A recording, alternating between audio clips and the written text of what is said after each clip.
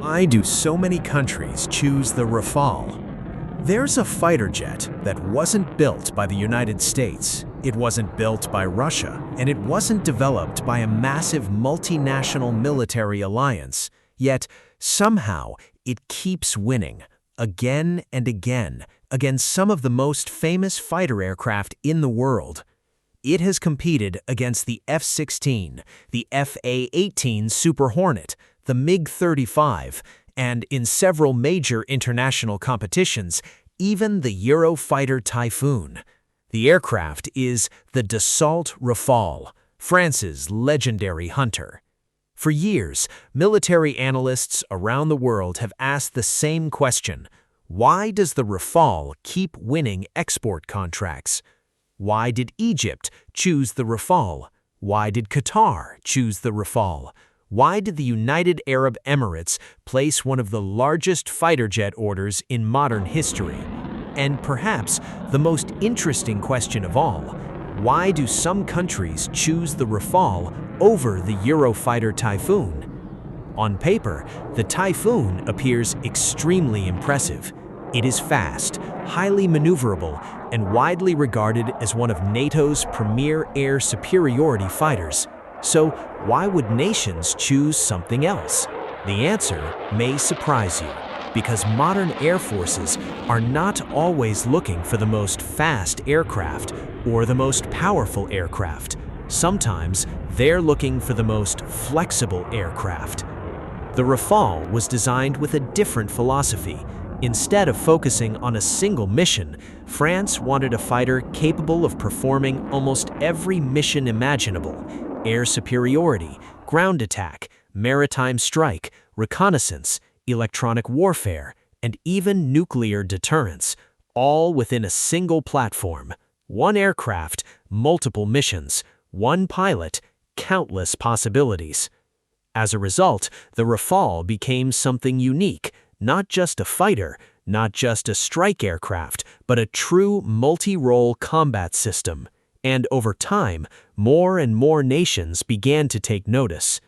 But the story becomes even more fascinating when we look at where the Rafale came from, because few people realize that the Rafale and the Eurofighter Typhoon once shared a common beginning. They were supposed to be part of the same European dream, the same European fighter project, until France made a decision that changed everything. A decision that would ultimately create one of the most successful fighter aircraft in modern history. Why did France walk away? Why did it choose to build its own fighter? And how did that decision lead to the Rafale becoming one of the most sought-after combat aircraft in the world? In this documentary, Eagle War Machine, we'll take you deep into the story of the Dassault Rafale, the fighter that continues to... The day France walked away. To understand why the Rafale exists, we must go back to the final years of the Cold War, a time when Europe faced a growing challenge. The Soviet Union was introducing new fighters, the MiG-29 Fulcrum, the Su-27 Flanker, aircraft that forced NATO planners to rethink the future of air combat. At the same time, many European air forces were preparing to replace aging fleets. Aircraft such as the Mirage F-1, the Jaguar, and several early-generation fighters were approaching the end of their service lives. Europe needed something new, something powerful, something capable of competing with both American and Soviet designs. And so, a multinational project was born, a project that would eventually become the Eurofighter Typhoon. In the beginning, France was part of that effort. The goal seemed simple: create a next-generation European fighter, share the costs, share the technology, and create an aircraft that could protect Europe for decades to come. But as discussions continued, a major problem emerged. The participating nations wanted different things. The United Kingdom focused heavily on air superiority. Germany emphasized interception and air defense. Italy largely supported a similar approach. But France had a very different vision. France did not want a fighter designed mainly for air combat. France wanted an aircraft capable of doing everything. A fighter that could operate from land bases and from aircraft carriers. A fighter that could perform air superiority missions, ground attacks, maritime strikes, reconnaissance missions, and nuclear deterrence. One aircraft, multiple roles, one philosophy, total flexibility. And that flexibility would soon become one of the Rafale's greatest strengths. Because in the real world, many air forces were searching for exactly that. Not simply a fighter, but a complete combat system, a machine capable of handling every mission they might face. And that is where the Rafale's journey toward global success truly began. But building an aircraft is one thing, proving it is another. The real challenge was still ahead. Could the Rafale actually deliver on its promises? Could it outperform its rivals? Could it justify France's decision to walk away from the European project? And most importantly, could it convince nations around the world to buy it? In Part 3, we will explore the capabilities that made the Rafale famous, the technology, the weapons, the electronic warfare systems, and the unique features that convinced many countries to choose it over the Eurofighter Typhoon. What makes the Rafale so dangerous? Building a fighter aircraft is one thing. Convincing the world to trust it is another. And for the Rafale, that challenge was enormous. Because when it entered service, it faced some of the toughest competition imaginable. The F-15 Eagle, the F-16 Fighting Falcon, the F/A-18 Super Hornet, the Eurofighter Typhoon, and later, the F-35 Lightning II. Against such rivals, the Rafale needed something special, something that would allow it to stand out. And over time, it proved that its greatest strength was not a single feature, it was balance. The Rafale was designed as a true multi-role fighter, not an aircraft optimized for one mission, but an aircraft capable of performing nearly every mission: air superiority, ground attack, maritime strike, reconnaissance, electronic warfare, nuclear deterrence, all from the same platform. This flexibility became one of its biggest advantages, because many nations could not afford separate aircraft for separate roles. They needed one fighter, one fleet, one solution. And the Rafale offered exactly that. But versatility alone does not win battles. Technology does. And one of the Rafale's most powerful weapons is something many people never see: its electronic warfare system, known as SPECTRA. SPECTRA is often described as one of the most advanced self-protection systems ever installed on a fighter aircraft. It continuously scans the environment, detects hostile radar emissions, warns the pilot of incoming threats, and helps counter enemy tracking systems. In modern air combat, this can mean the difference between survival and destruction, because sometimes the fighter that survives is not the one that flies fastest, it is the one that sees danger first. The Rafale also combines multiple sensors into a single combat picture: radar, infrared search and track, electronic intelligence, targeting pods, all working together, providing the pilot with an extraordinary level of situational awareness. And in modern warfare, information is often more valuable than speed. Then there is the weaponry. The Rafale can carry a wide range of air-to-air missiles, precision-guided bombs, anti-ship weapons, long-range cruise missiles, and strategic deterrent weapons. This gives commanders enormous flexibility. One mission, one aircraft, multiple targets, multiple solutions. And that capability has attracted attention from air forces around the world. But perhaps the most important thing about the Rafale is that it has repeatedly proven itself in real combat operations: Afghanistan, Libya, Iraq, Syria, Africa, and numerous other deployments. Unlike many aircraft that spend years demonstrating potential, the Rafale demonstrated performance in real missions, against real threats, under real combat conditions, and every successful deployment strengthened its reputation. As more nations examined the aircraft, they began to see something unique. The Rafale was not necessarily the fastest fighter, it was not the stealthiest fighter, and it was not the cheapest fighter, but it consistently delivered a combination of capabilities that many air forces considered ideal. And that is exactly why the competition between Rafale and Eurofighter Typhoon became so fascinating, because both aircraft were excellent, yet they represented two very different philosophies. One focused primarily on air dominance, the other focused on total mission flexibility. And in many international competitions, that difference would become decisive. But the ultimate test was still ahead, because military aircraft are judged not only by their technology, but by the decisions of nations willing to spend billions of dollars on them. And that is just where the Rafale story becomes even more remarkable. In Part 4, we will enter the global fighter competitions, the multi-billion-dollar battles where Rafale faced Typhoon, Super Hornet, F-16, and other rivals, and where France's fighter began winning some of the most important victories in modern military aviation. The battlefield without gunfire. In military aviation, there is a battlefield that few people ever see. No explosions, no dogfights, no missiles streaking across the sky. Yet billions of dollars are won or lost there. And the future of entire fighter programs can be decided in a single competition.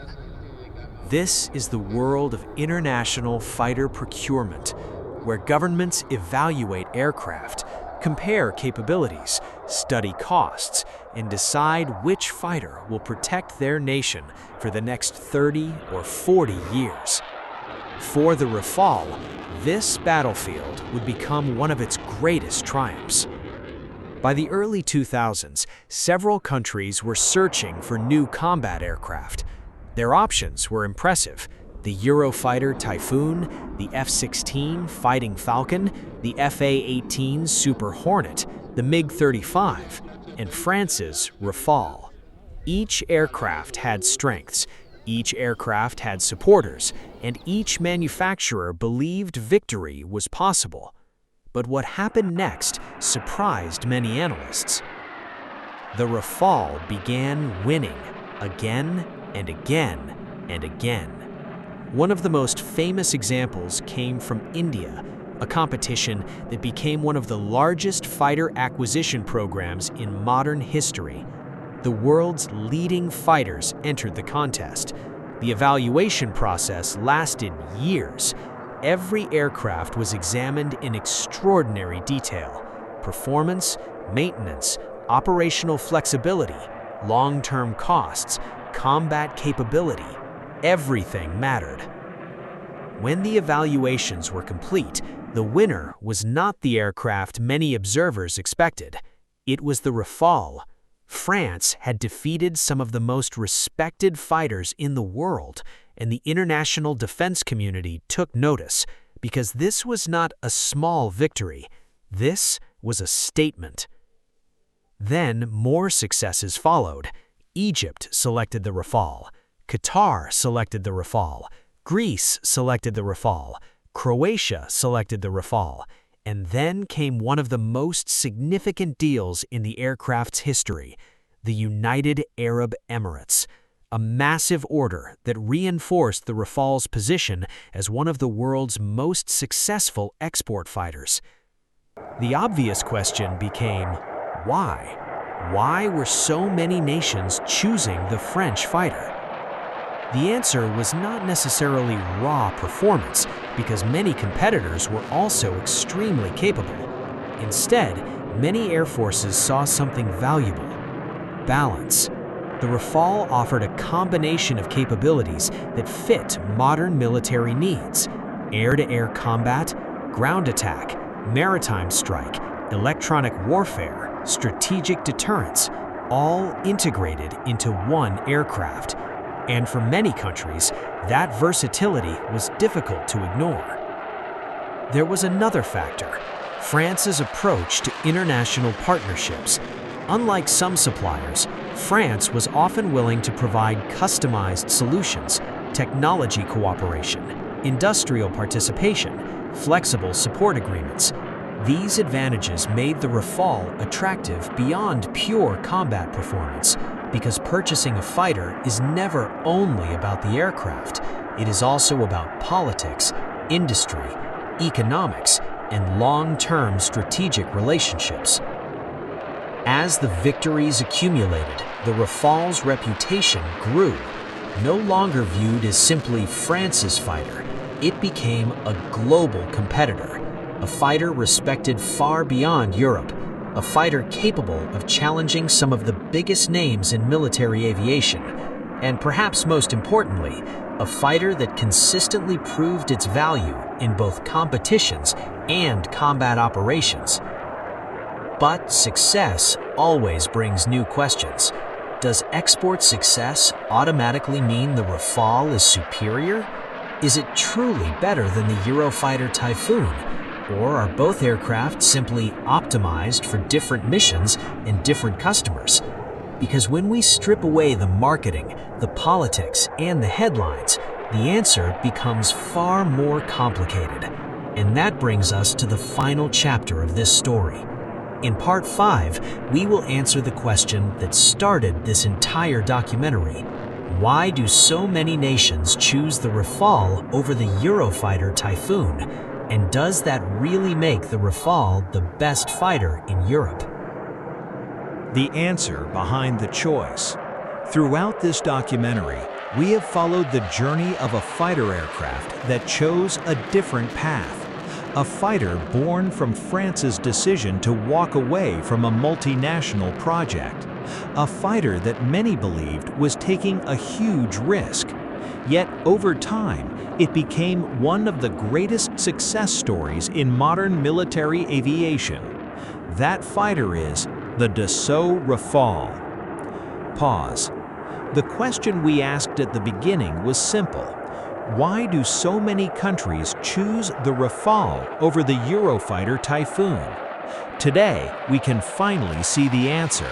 And the answer is not as simple as many people think, because this was never a battle between a good fighter and a bad fighter. It was a battle between two different philosophies. Dramatic music begins. The Eurofighter Typhoon was built primarily to dominate the skies. Fast, agile, powerful, a true air superiority fighter, one of NATO's finest aerial hunters. Meanwhile, the Rafale followed a different vision, a fighter designed to perform nearly every mission: air combat, ground attack, maritime strike, reconnaissance, electronic warfare, strategic deterrence. One aircraft, multiple missions, maximum flexibility. Pause.